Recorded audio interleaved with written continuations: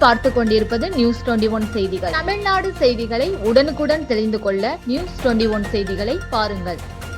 பெரும்பூண்டி ஊராட்சி மன்றம் சார்பில் இலவச கண் சிகிச்சை முகாம்.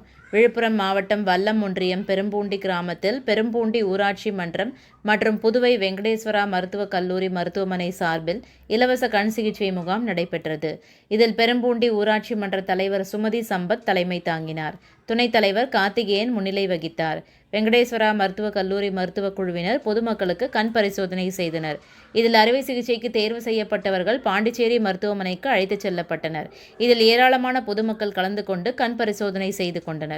நிகழ்ச்சியில் கண் பரிசோதனை குழு மருத்துவர்கள், மேலாளர் பக்தவத்சலம் மற்றும் செவிலியர்கள், ஊராட்சி மன்ற உறுப்பினர்கள், தூய்மை பணியாளர்கள், பொதுமக்கள் கலந்து கொண்டனர். நியூஸ் 21 செய்திகளுக்காக செய்தியாளர் அருண் பிரகாஷ்.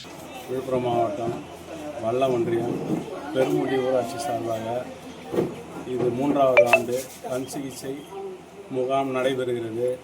எமது கிராம மக்கள் தொலைதூரத்தில் உள்ள புதுச்சேரி, சென்னை போன்ற இடங்களில் சென்று கண் சிகிச்சை பெற கஷ்டப்படுவதால் ஊரிலேயே அனைவரையும் அழைத்து கிராம பொதுமக்கள் சார்பாக இங்கு கண் சிகிச்சை முகாம் 3வது முறையாக வெற்றிகரமாக நடைபெறுகிறது.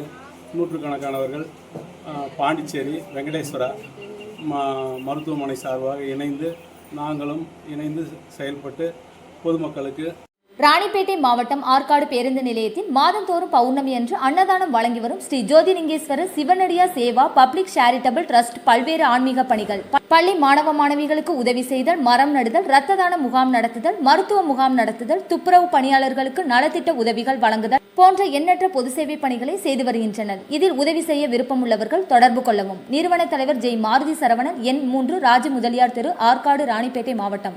மேலும் விவரங்களுக்கு 9040405952 8098187924 என்ற எண்ணை தொடர்பு கொள்ளவும்.